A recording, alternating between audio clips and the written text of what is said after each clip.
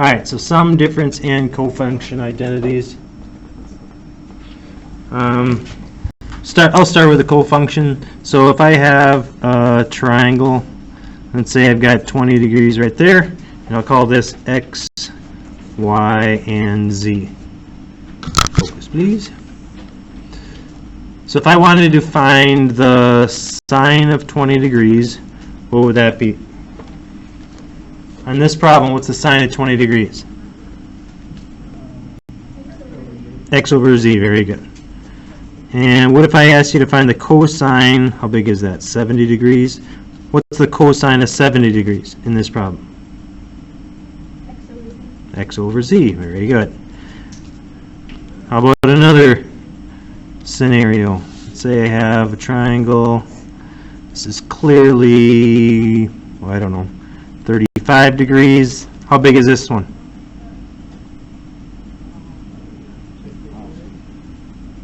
55? I'll call that A, B, and C. What is the sine of 35 degrees here? B over C. And what's the cosine of 55 degrees? B over C. Alright, so we know that in a triangle that the sine of this angle, if it's a 90 degree, a right triangle, the sine of this one is going to equal the cosine of this one. That's what we're finding. And what's significant about 20 and 70? What do they add up to be? 90 degrees. So they're complementary angles. They have to add up to be 90 degrees because we're only, it's 180 in a triangle and we already used 90 of it. So these two are complementary, and the sine of one is going to equal the cosine of the other. Pause now. So what if I ask you, what's the tangent of 20 degrees? That's going to equal X over Y. What's the cotangent of 70 degrees? That would be X over Y. So that's another cofunction one. So if you have the tangent of 20, it's equal to the cotangent of 70. If you have the sine of 20, it's equal to the cosine of 70. It's also true with cosecant and secant. So those are all found up on the cofunction portion. This is in terms of in radians, but pi over 2, remember, is just 90 degrees. So basically the sine of 90 minus something equals the cosine of something, or the cosine of something equals 90 minus something is equal to the sine of something. Okay, not tremendously important, but those are cofunction identities.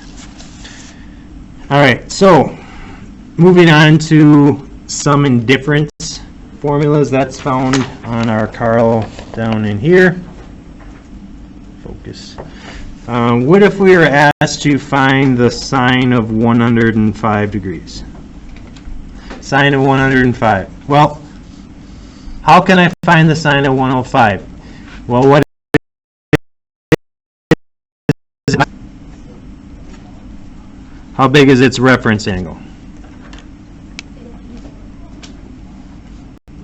What do we say? 15? Well, it's got to equal 180, so if that's 105, yeah, so you were looking at this one right there, yeah.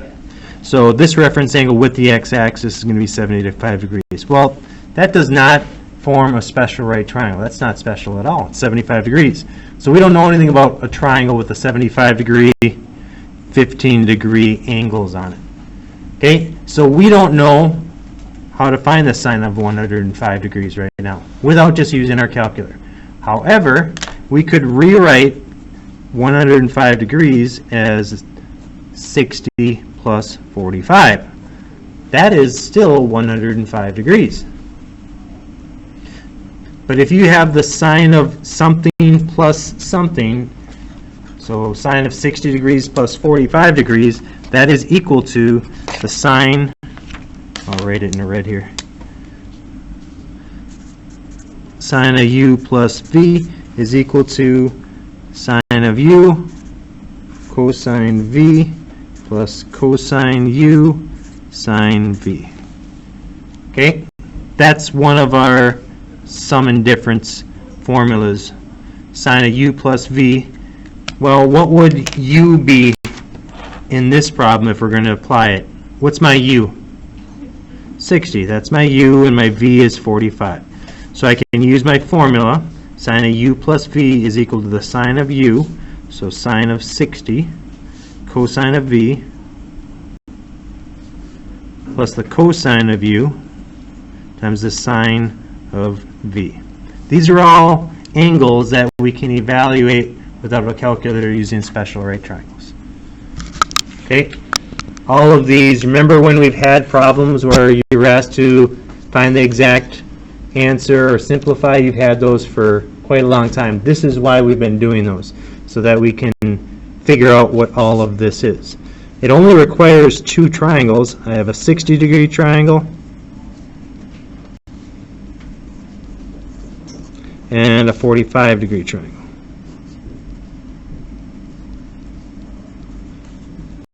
Okay, knowing this, see if you can simplify this.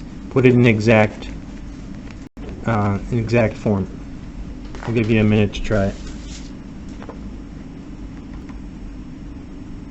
All right, see how we did. So sine of 60 degrees equals opposite or hypotenuse, so square root of 3 over 2 times the cosine of 45 is adjacent over hypotenuse, so it's times 1 over square root of 2 plus the cosine of 60, which is 1 over 2 times the sine of 45, which is 1 over square root of 2. Good. So that was part of it. Now we got to somehow simplify that. Luckily, they have common denominators already.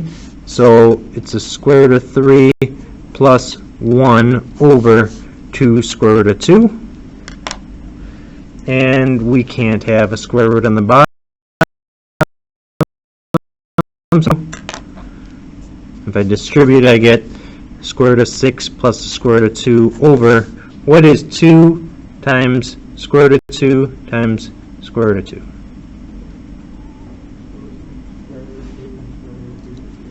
Very good. Square root of 2 times square root of 2 is 2. Times another 2 would be 4. So that would be my answer for that. Anybody do it a different way? Anybody get that? All right, a few of us. Nice. You could, if you wanted to, you could get rid of that square root right away. Multiply square root of 2 over square root of 2, and then this square root of 2 over 2 square root of 2, and then combine them, and it'll go straight to this right there. But the way I did it is, you know, either way is going to be just fine. All right, let's try another one. So let's say I want to find, this time I'm going to find the cosine of 15 degrees. Well, we don't know what the cosine of 15 degrees is, but we could write subtracting a couple angles. What angles would I subtract to get 15? 45 minus 30. Good, 45 minus 30. I could figure out the cosine of 45 minus 30. Are there two other angles that we could subtract and get 15? 60 minus 45. I'm guessing 60 minus 45. These two, you should get the same answer. So let's do, boys, why don't you try this way? Girls, why don't you try this way? We need a formula for cosine of u minus v.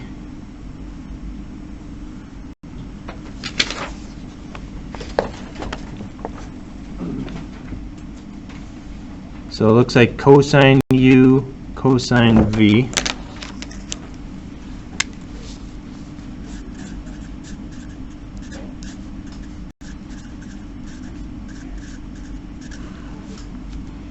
Plus sine u, sine v. That's our formula. See how far we can get. Is it still adding even though it's... Yeah, that's a really good question. So this is u and that's v. You do add. U and v are always positive. Yep. So don't think of the v as negative 30. V is 30.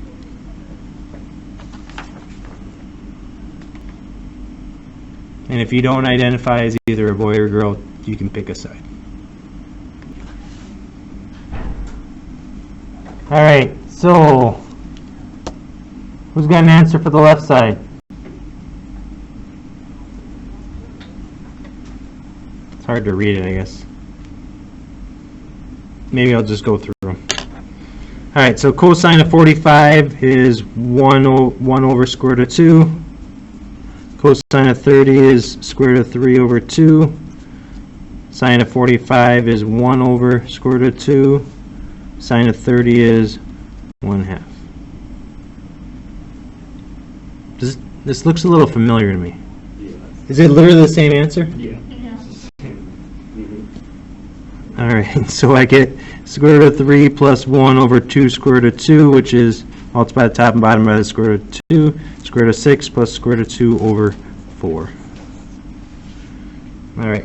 Yeah, Lauren. Can you write 1 over square root of 2 as square root of 2 over 2 and then not the multiple? For sure. Did you end up in the same spot? Probably a little easier because you didn't have to rationalize the denominator. Yeah. Good. So she wrote this as square root of 2 over 2, and that's actually a little bit easier. Same thing over here. Cosine of 60. Here's my 60. So it'd be 1/2. Cosine 45 would be 1 over square root of 2. Plus sine of 60 is square root of 3 over 2. Sine of 45 is 1 over square root of 2. So we get the same thing. Okay, so we can evaluate the cosine of 15 degrees as long as we choose two angles that we know stuff about that are special, and subtract to be 45 or add, or subtract to be 15 or add, depending on how big the angle is. Questions on that? It's a whole lot of the same triangles, right? So that stuff is a little redundant, and redundant sometimes in math is good because you gain a little confidence and you can do it. Sometimes you will be given this.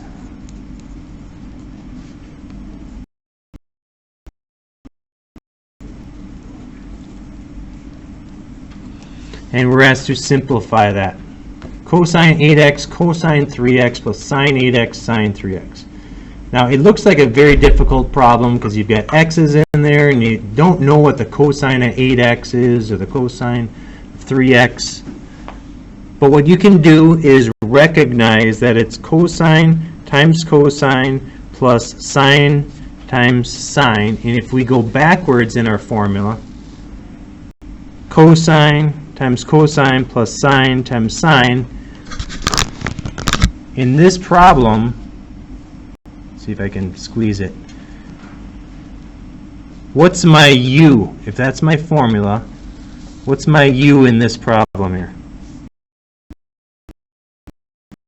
Catch up here. Okay, so this is the same as it's a cosine u cosine v plus sine u sine v, and we know we can just go backwards and make it the cosine of u minus v. So that's equal to the cosine of u minus v. And we said u is 8x and v is 3x.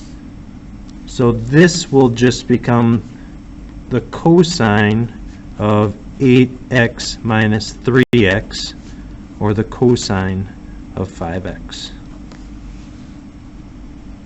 So really there is not that much to do in those types of problems, except you have to recognize what type of a problem you can go backwards with a sum and difference problem.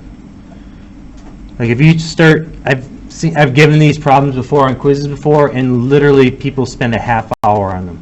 They're trying to figure out what the cosine of 8x is and then figure out the cosine, and they've spent like most of the time on the quiz just figuring out. Sometimes they even get the right answer, but it's like 2 pages worth of work. Whole lot easier just to recognize that it's just going backwards with this. So what would, why don't you try this one?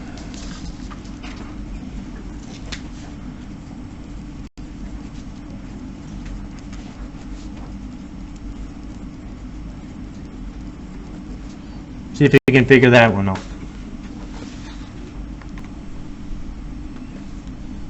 Anybody get an answer? The sine of 4x? Okay, so we have a sine times cosine minus cosine times sine. So sine, cosine, better put my glasses on. Sine, so there's a minus in the middle, so I've got a sine, cosine, minus cosine, sine. Looks like it's this one, so it's just the sine of u minus v. So the sine of 7x minus 3x, so the sine of 4x.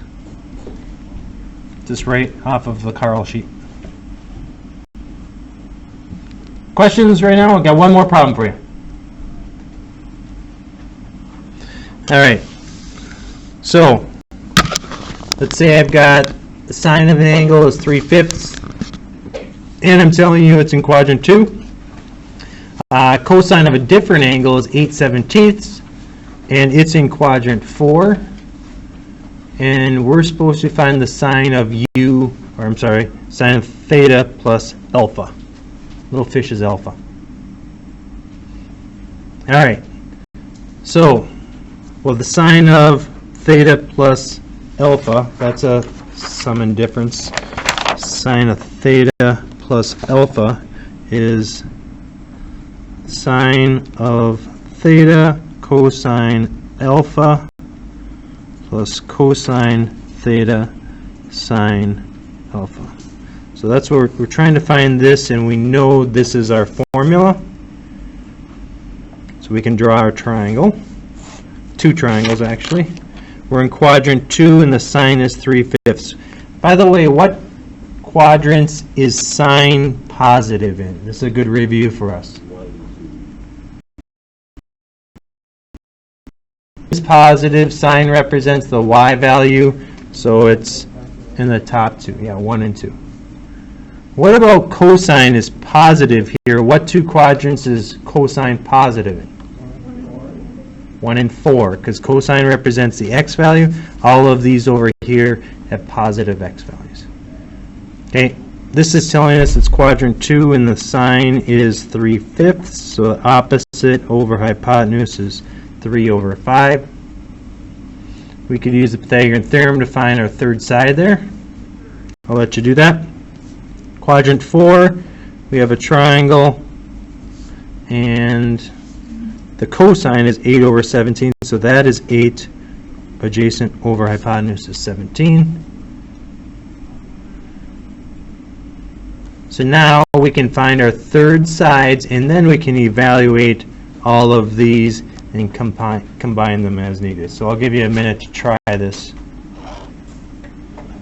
First thing you want to do probably is to find the third side of the triangle. Remember, this is going to be negative because we're going to the left, and this is going to be negative because we're going down.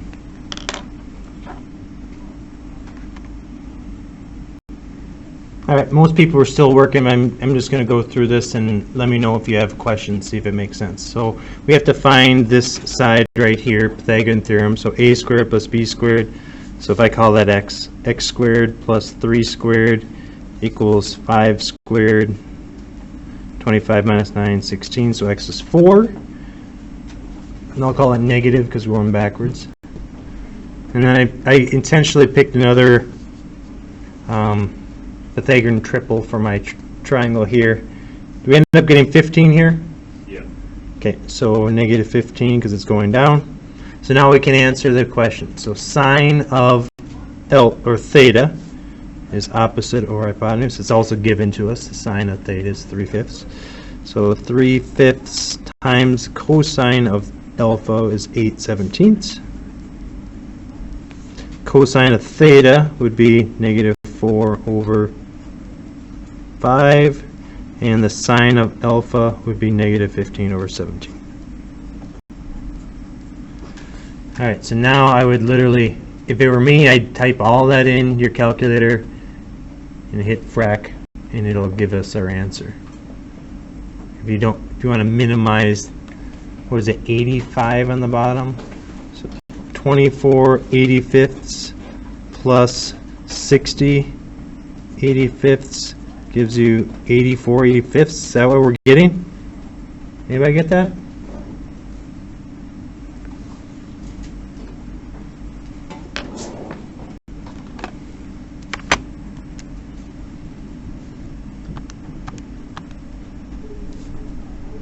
times 8/17 plus, if the negatives are going to mess you up, you could just do -4/5 in parentheses, and then -15/17, and you can hit math.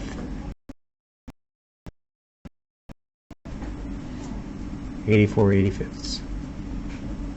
Nothing wrong with that. We don't need to spend too much time with that arithmetic stuff. Questions on this? Questions on anything?